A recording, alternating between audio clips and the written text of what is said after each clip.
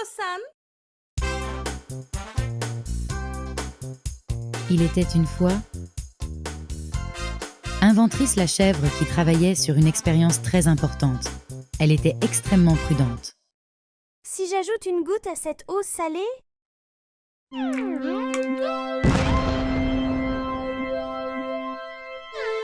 L'expérience ne s'est pas déroulée comme prévu.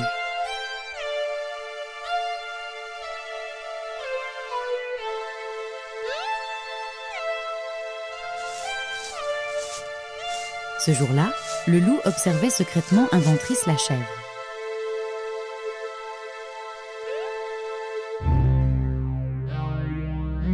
Il était heureux de voir que son expérience n'avait pas été couronnée de succès. Si je peux faire le même type d'explosion au lac...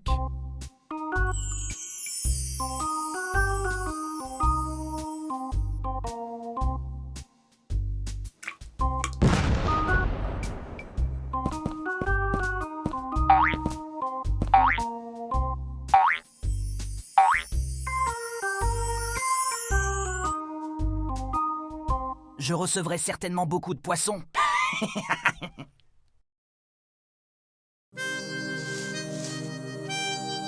Le loup entra dans le labo de Inventrice la chèvre.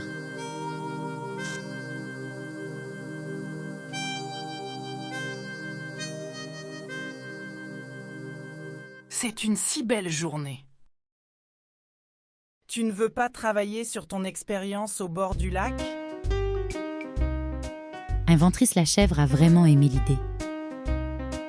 Elle a pensé que ce serait bien de sortir.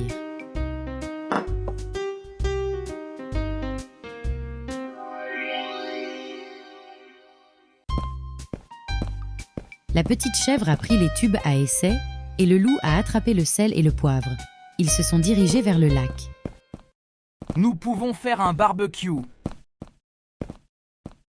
Nous allons ajouter du sel et du poivre. Délicieux.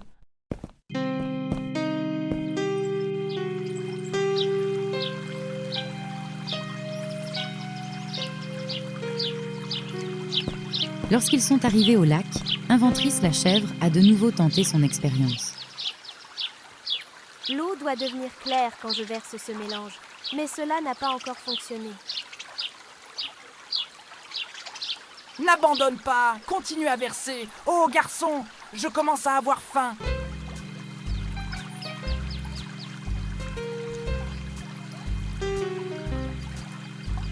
Inventrice la chèvre alla au lac avec les tubes à essai et laissa le loup derrière elle. Elle versa un peu de mélange, puis un peu plus.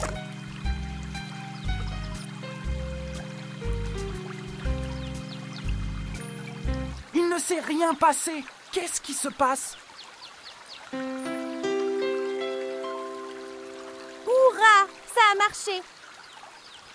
Je devais le faire dans de l'eau douce au lieu dans de l'eau salée. Yippee! Je dois retourner au labo maintenant.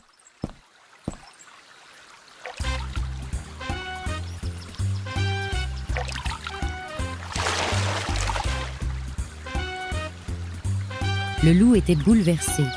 Il ne comprenait pas ce qui s'était passé. Alors, il est allé dans le lac. Il tenait toujours la salière dans sa main. Je ne comprends pas.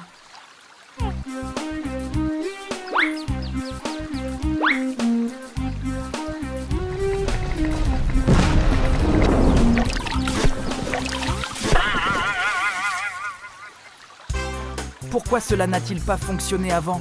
Non, oh non! Kondo-san?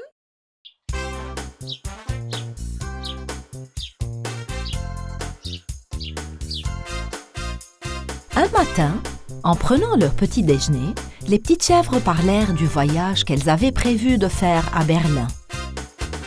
Qu'est-ce que tu lis, chérie?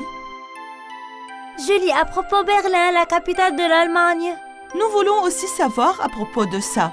Aimerais-tu partager ce que tu as appris?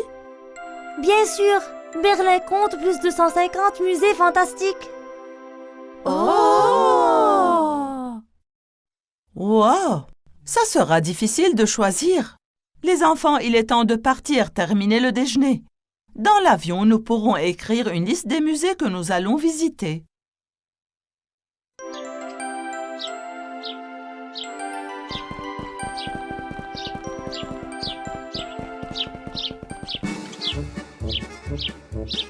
Après un agréable vol, ils décidèrent de faire un peu de tourisme à Berlin.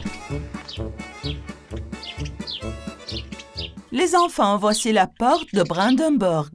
C'est au centre de la ville. Cette porte spéciale a été construite depuis longtemps pour la famille royale.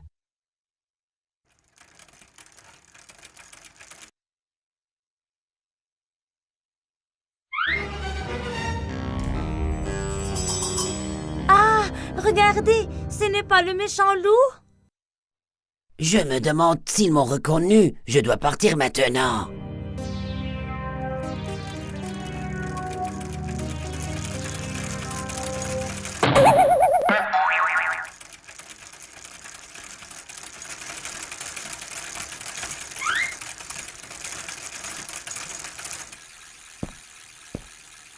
Les enfants, nous irons maintenant au musée d'histoire naturelle. Les petites chèvres et leur mère visitèrent le musée d'histoire naturelle. Elles étudièrent chaque pièce de l'exposition.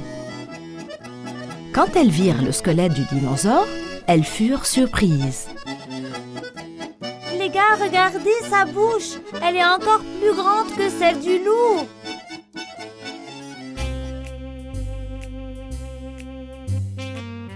Pendant que Mère Chèvre lisait les informations sur le squelette, deux des enfants remarquèrent le loup parmi les visiteurs.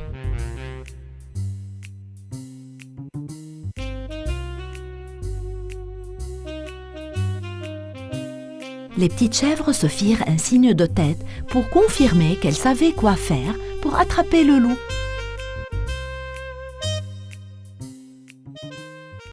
Les deux petites chèvres commencèrent à secouer le squelette du dinosaure.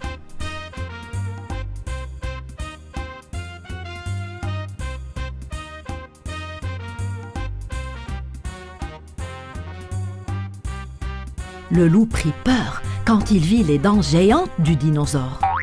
Oh, mon Dieu, maman!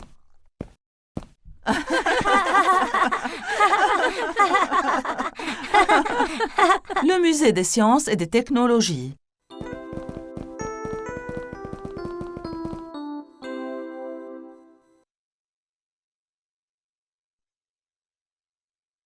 Nous y sommes. Ce musée possède d'une époque très ancienne des bicyclettes, des motos et des phaétons aussi. Ah, il y a aussi des avions. Oui, il y a aussi des expositions sur l'histoire de la marine et de l'avion. Venez, allons voir les premiers véhicules qui ont été construits, les petits.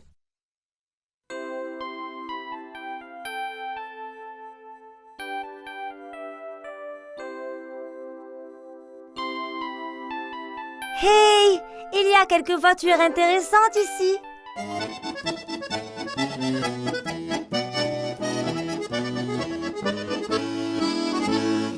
Non, nous ne pouvons pas utiliser ceux du musée, mais j'ai une surprise pour vous plus tard, mes enfants. Youpi! C'est génial, maman! Les petites chèvres et leur mère firent joyeusement le tour du musée.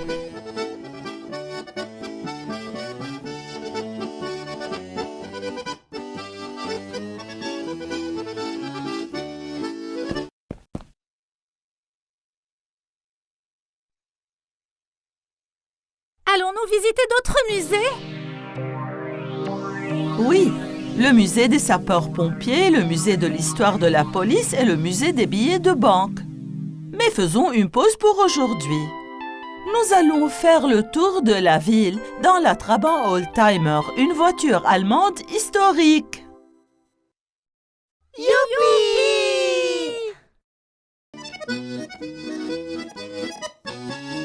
Les petites chèvres se rassemblèrent autour des voitures compactes colorées et en choisirent une. Mais ils ne virent pas le loup monter dans la voiture derrière la leur.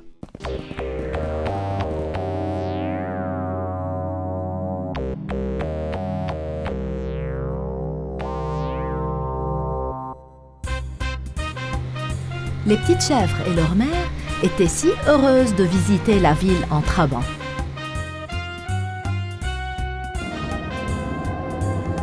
Pendant que Mère Chèvre conduisait, elle aperçut le loup qui les suivait dans le rétroviseur. Nous allons donner une leçon à ce loup. Les enfants, vous avez mis vos ceintures, oui?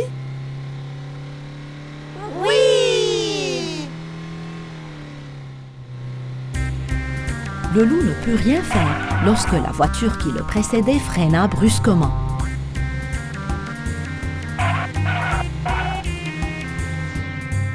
Pas cette fois aussi.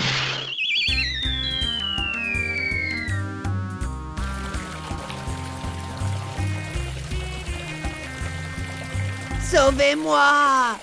Je suis pas un poisson!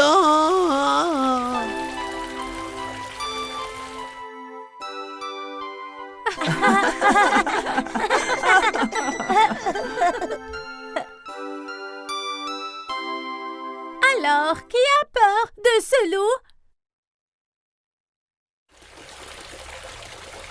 Pourquoi suis-je si malchanceux? Pourquoi je n'arrive jamais à les attraper?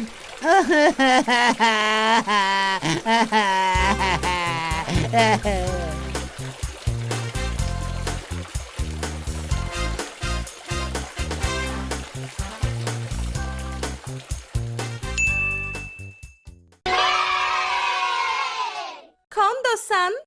Il était une fois un riche marchand. Il était si riche qu'il ne savait même pas combien d'argent il avait. Ce marchand avait 3 filles. 2 d'entre elles étaient égoïstes, paresseuses et méchantes. Mais la 3e était incroyablement poli, généreux et aimant. Avec ses cheveux bruns flottants, de ses grands yeux verts, elle était à la fois belle et de bonne moralité. Aussi, son père l'appelait-il simplement la Belle. La Belle ne voulait jamais contrarier son père. Ses sœurs, en revanche, ne pensaient qu'à l'argent, aux robes et aux bijoux. C'est pourquoi leur père aimait le plus la Belle. Un soir, la Belle rêva d'un grand et beau prince avec les cheveux noirs. Dans son rêve, elle portait une robe merveilleuse et dansait avec le prince. À la fin de leur danse, le prince lui offrit une rose. Lorsqu'il se réveilla, elle était toujours souriante et dansait avec les fées de son rêve. Ses sœurs la regardaient, choquées et jalouses. Les jours passèrent et un jour, le père de la Belle reçut une terrible nouvelle. Une puissante tempête avait détruit tous les navires du marchand. Il avait tout coulé et avait perdu toute sa richesse. Oh! Nous avons tout perdu, les filles. La seule chose qui nous reste est cette maison. Je suis vraiment désolé. Ne sois pas triste, papa. Rien n'est vraiment important que nous sommes tous ensemble. Je vais prier tous les jours pour que tu retrouves le sourire et que ta chance tourne. J'espère qu'un jour, nous serons à nouveau riches. Peu de temps après, ils reçurent la bonne nouvelle qu'un de leurs bateaux n'avait pas coulé. En attendant cette nouvelle, leur père se dirigea avec joie vers le port. Nous sommes probablement sauvés maintenant. Nous sommes à nouveau riches. Après avoir vendu toutes les marchandises, que voulez-vous que je vous apporte? De belles robes et des chaussures. Des bijoux précieux. Mon cher papa, reviens-nous sains et saufs. Je ne veux rien, mais si tu peux m'apporter une rose rouge, je serai très heureuse. Le marchand fit ses adieux à ses filles et se rendit au port. Mais quand il arriva, il ne put croire ses yeux. Le navire était détruit et toute la marchandise était tombée dans la mer et était perdue. Donc rien n'avait changé, ils étaient toujours aussi pauvres. Malheureusement, en rentrant chez lui, sans s'en rendre compte, il était rentré dans la forêt.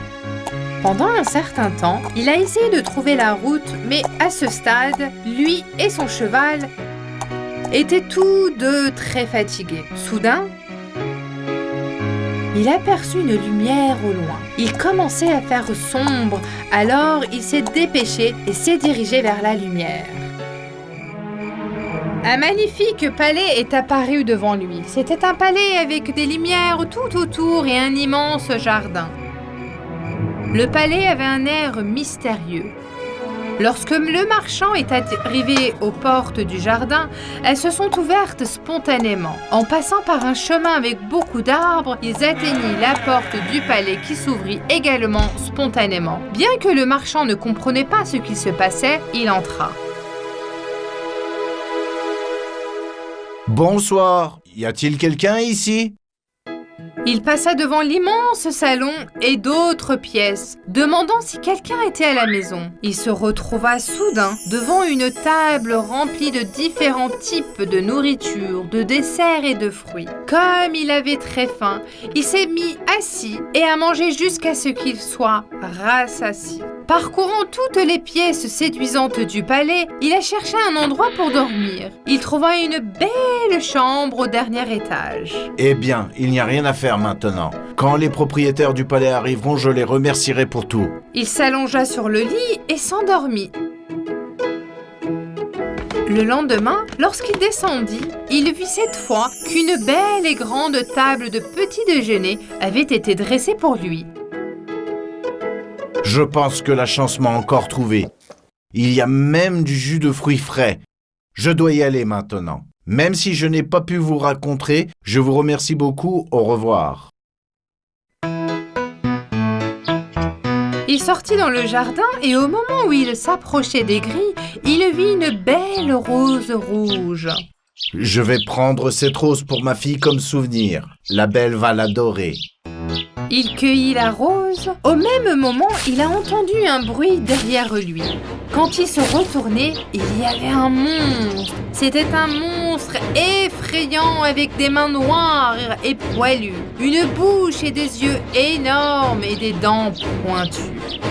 J'ai tout fait pour que ton séjour soit confortable. Tu n'as pas honte d'avoir cueilli cette fleur sans permission? Je suis désolé, monsieur. Mes intentions n'étaient pas mauvaises. J'ai 3 filles. L'une d'entre elles m'a demandé de lui apporter une rose. Je l'ai cueillie pour ma fille. S'il vous plaît, pardonnez-moi. Vous avez donc 3 filles? Oui, monsieur. Eh bien, je ne vous pardonnerai qu'à une seule condition. Une de vos filles doit venir et rester avec moi de son plein gré. Si personne ne vient, je te punirai très sévèrement. Tiens, je te donne mon cheval le plus rapide. Je vous attends toutes les 2 dans une semaine. Sinon, vous payerez le prix de votre insolence. Le marchand, qui voulait désespérément rester en vie, grimpa sur le cheval et rentra discrètement chez lui. Il expliqua à ses filles tout ce qui s'était passé. Lequel d'entre vous va m'accompagner là-bas? Je ne peux pas vivre avec un monstre. C'est à la belle qu'il faut en vouloir. Elle devrait y aller. Oui, c'est sa faute si papa a rencontré ce monstre. Elle devrait y aller. D'accord. Papa, ne te fâche pas. J'irai de mon plein gré et je te sauverai. Ma belle-fille, tu y vas à cause de moi. Je suis tellement désolé. Ne sois pas triste, papa. Tout ira bien. Lorsqu'ils arrivèrent au palais, tout était comme avant. Un feu brûlait dans la cheminée, la table était pleine de nourriture et des lumières brillantes étaient allumées partout. Comme ils étaient tous deux affamés par le long voyage, ils se sont assis à table et ont dîné. Peu de temps après, le monstre est descendu. Bonsoir et bienvenue. Je m'appelle la Bête. Veux-tu rester ici avec moi? Oui, monsieur. Je voulais cette rose. Ce n'est pas la faute de mon père. Il voulait seulement m'apporter un cadeau. Alors, ton père partirait demain. Et tu resteras ici et tu seras mon ami. Le lendemain, le père de la belle partit. Tu vas beaucoup me manquer.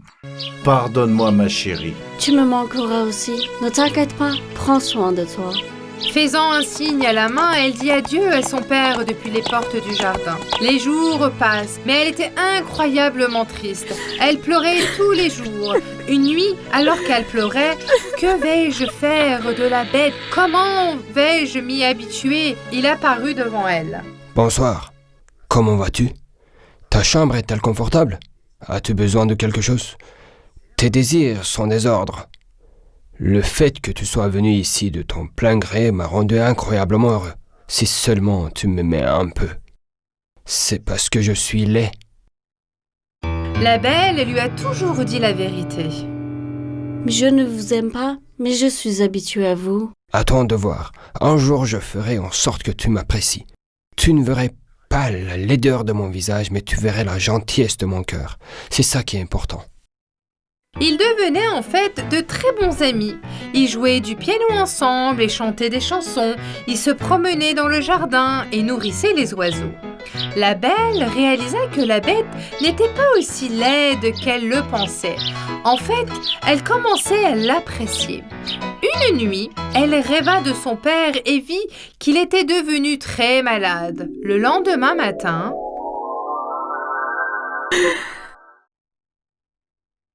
Bonjour, la nuit dernière, j'ai vu mon père dans mon rêve. Il était très malade. S'il te plaît, laisse-moi aller voir mon père pendant une semaine. Il me manque tellement. Me laisses-tu aller? D'accord. Exactement une semaine. Si tu pars plus d'une semaine et que tu ne reviens pas, je mourrai ici. N'oublie pas ça. Je te promets, je vais le voir et je reviens tout de suite. Alors, mettons ce médaillon magique en forme de cœur sur ton cou. Si tu fais un vœu en le tenant fermement, il se réalisera. Ils se sont séparés de cette façon. Je veux aller voir mon père. Elle arrive à la maison de son père. Son père était si heureux de la voir qu'elle s'est sentie mieux presque immédiatement. Tu m'as tellement manqué, ma belle. Tu m'as manqué aussi, papa. Ses sœurs ne comprenaient pas ce qui venait de se passer et comment elle était soudainement arrivée. Elle était toujours jalouse de la belle. La belle a tout raconté à son père, qu'elle était maintenant heureuse et qu'elle ne voulait plus être triste. Elle resta une semaine dans la maison de son père sans se rendre compte du temps qui passait. Un jour, elle vit la bête dans son rêve, couchée sur le sol.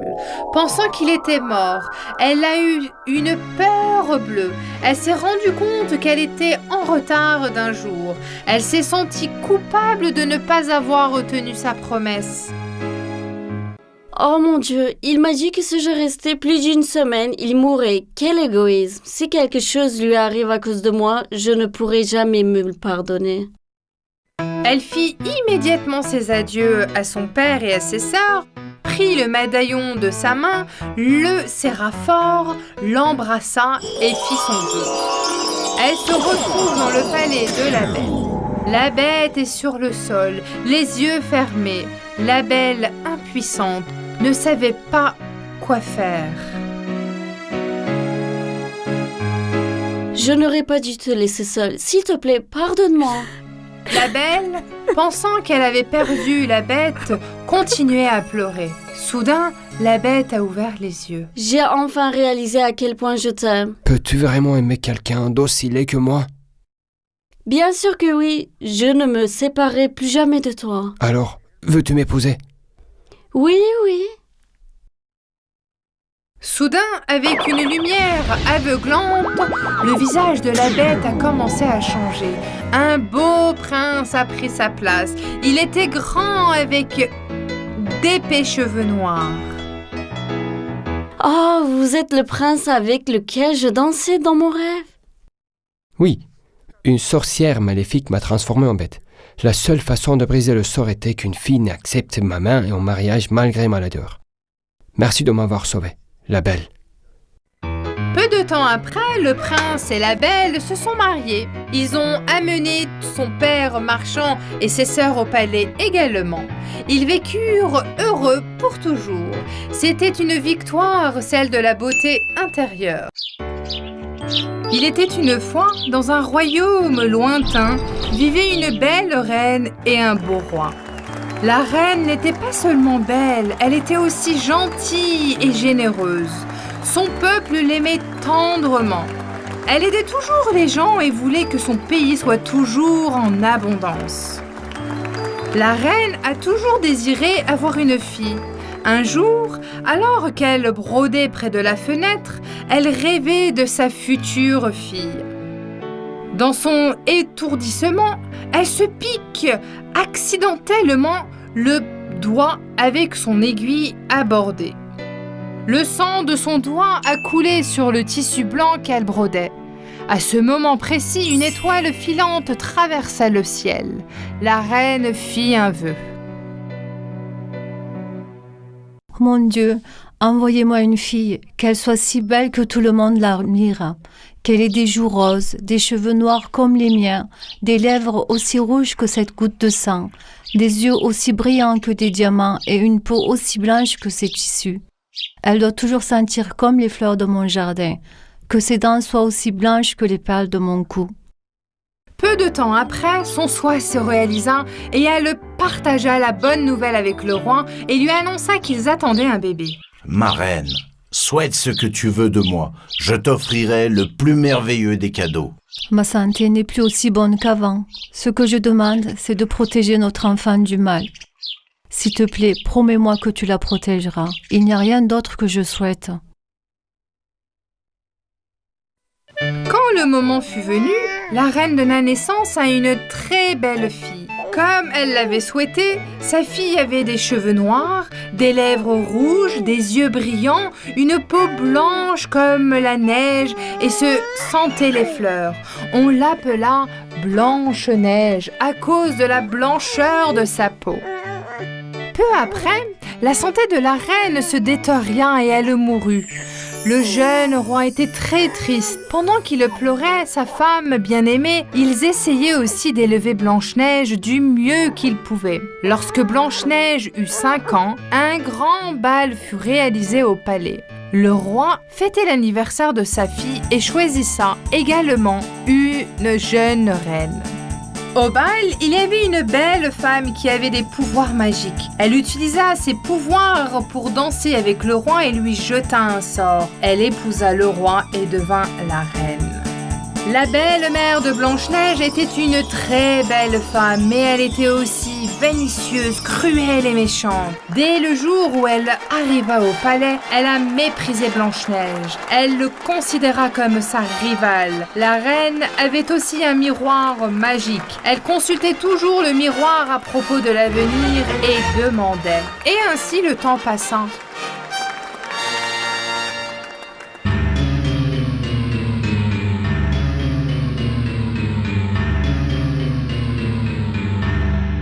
Miroir, miroir, sur le mur, qui est la plus belle de toutes? Ma chère reine, c'est vous. Vous êtes la plus belle femme du monde. Ceux qui la voyaient ne pouvaient détourner le regard. Lorsque ça promenait dans le jardin du palais, répandait son parfum fleuri. Les oiseaux et les papillons la suivaient toujours, et sa voix était si céleste qu'elle chantait. Les oiseaux du jardin se taisaient et l'écoutaient. Un jour, la reine a demandé à son miroir. La reine, jalouse et cruelle, se mit tellement en colère qu'elle lança la bouteille qu'elle tenait à la main sur le miroir magique.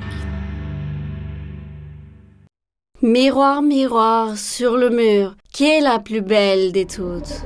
Ma reine, tu es très belle, mais la plus belle fille est Blanche-Neige. Pendant ce temps, elle avait enfermé le roi dans un donjon du palais et avait dit à tout le monde qu'il était parti travailler pour son peuple. Elle a également convoqué le chasseur du palais et lui a demandé des ordres stricts. Comment est-ce possible? Personne n'est plus belle que moi. Convoquez la princesse immédiatement. Blanche-Neige, qui n'avait aucune idée de son destin, vint voir la méchante reine. Alors que la reine cueillait des fraises avec le chasseur, ils s'enfoncèrent dans la forêt. Le pauvre chasseur était très triste. Je veux que tu tues Blanche-Neige et que tu m'apportes son cœur comme preuve. Le chasseur ne pouvait pas se résoudre à la tuer. Ils s'assirent sous un arbre et il lui raconta le plan diabolique de la reine. Chère Blanche-Neige, tu n'es pas sortie depuis des jours, tu dois t'ennuyer à l'intérieur du château. J'aimerais que tu m'apportes des fraises de la forêt ainsi que tu pourras prendre l'air. Tu pourras t'amuser, ne t'inquiète pas. J'enverrai mon chasseur digne de confiance avec toi. Il chasse aussitôt un animal et apporte son cœur à la reine.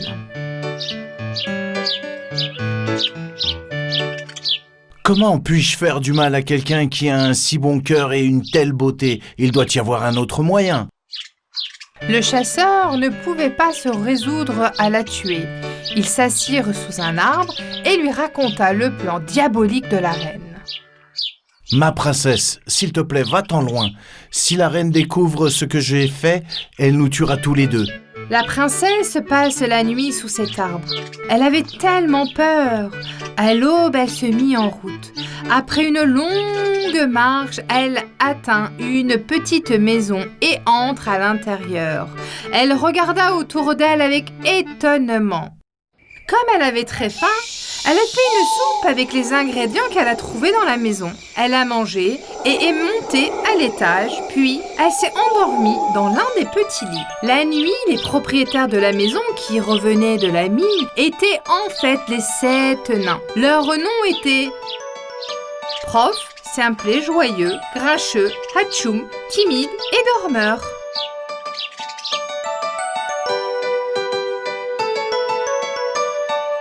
Quel est cet endroit? Tout est si petit. Il y a 7 exemplaires de tout. 7 petites chaises, 7 paires de fourchettes et de cuillères. Le vacarme a réveillé Blanche-Neige. Elle a eu peur quand elle les a vus pour la première fois. Elle leur a alors raconté ce qui lui était arrivé. Le temps passant, les jours, les semaines, Blanche-Neige et les 7 nains riaient, s'amusaient ensemble et menaient une vie paisible. Pendant ce temps, la méchante reine, ignorant que Blanche-Neige était toujours en vie, interrogea à nouveau le miroir.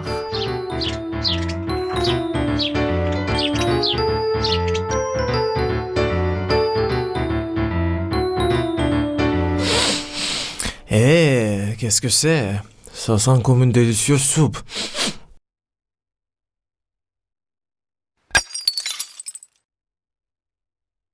C'est comme si quelqu'un était entré dans la maison. Viens, regarde, il y a une fille qui dort ici. Elle élabora immédiatement un plan diabolique. Elle empoisonna une pomme et se déguisa en vieille femme pour tromper Blanche-Neige. Mon nom est Blanche-Neige. Je n'ai pas l'intention de faire du mal. J'ai nulle part où aller. C'est pourquoi j'ai trouvé refuge ici. S'il vous plaît, laissez-moi rester. Bien sûr, princesse. Nous n'allons pas vous laisser toute seule dans la forêt. Ne vous inquiétez pas. Vous êtes notre première invitée à faire une soupe aussi délicieuse. Les 7 nains avaient prévenu Blanche-Neige de n'ouvrir la porte à personne, mais Blanche-Neige eut pitié de la vieille femme qui se présenta à la porte et la laissa entrer sans hésiter. Après avoir fini sa soupe, la méchante reine déguisée en vieille femme offrit la pomme empoisonnée à Blanche-Neige. La princesse en prit une bouchée et tomba sur le sol en s'endormant. Miroir, miroir sur le mur, qui est la plus belle des toutes? Ma reine, tu es belle, mais Blanche-Neige, qui vit avec le Sénat, est la plus belle. Ah, comment est-ce possible? Le chasseur a dû me mentir. D'abord, je vais me débarrasser de Blanche-Neige et ensuite je donnerai une leçon à ce chasseur. La vieille femme se transforma en méchante reine et retourna joyeusement dans son palais. Lorsque les 7 nains qui revenaient de la mine le soir la virent étendue sur le sol, ils pensèrent qu'elle était morte et furent très tristes. Oh, bonjour, il y a quelqu'un? J'ai tellement faim, je n'ai plus rien à manger. Un beau prince qui se promenait dans la forêt entendit les 7 nains pleurer. Il fut curieux et s'approcha d'eux. Il fut très surpris lorsqu'il vit qu'ils étaient allongés dans le lit de cristal entouré de fleurs. Entrez, je vous en prie, bienvenue. Merci, mon enfant. J'étais si fatiguée et affamée dans la forêt. As-tu quelque chose à manger? Oui, bien sûr. J'ai de la soupe. Après avoir fini sa soupe, la méchante reine déguisée en vieille femme offrit la pomme empoisonnée à Blanche-Neige. La princesse en prit une bouchée et tomba sur le sol en s'endormant.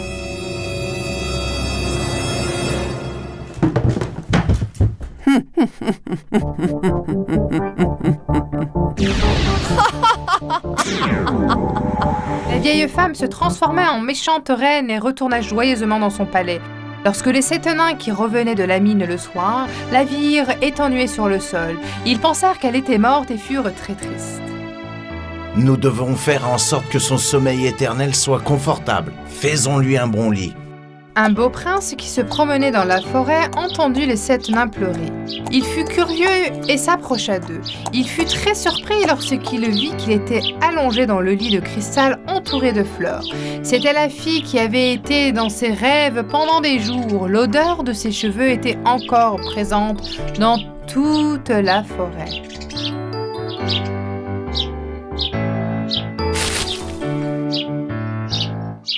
Qui est cette belle fille? Elle s'appelle Blanche-Neige. Nous n'avons pas réussi à la réveiller. Ils racontèrent au prince tout ce qui s'était passé. Le prince souleva le couvercle de cristal pour donner un baiser d'adieu à la fille de ses rêves. Il l'embrassa sur la joue. À ce moment-là, quelque chose d'inattendu s'est produit. Le sort se trompit et un miracle se produisit. Blanche-Neige ouvrit les yeux et se leva de son lit. Les 7 nains et le prince étaient très heureux. Tu es la fille de mes rêves, Blanche-Neige. C'est le plus beau jour de ma vie. Veux-tu m'épouser? D'abord, je dois trouver mon père et lui raconter tout ce qui s'est passé, et aussi obtenir sa bénédiction. Ils retournèrent au palais et sortirent le roi du donjon. La méchante reine s'enfuit de peur. Le prince et Blanche-Neige se marièrent et vécurent heureux pour toujours.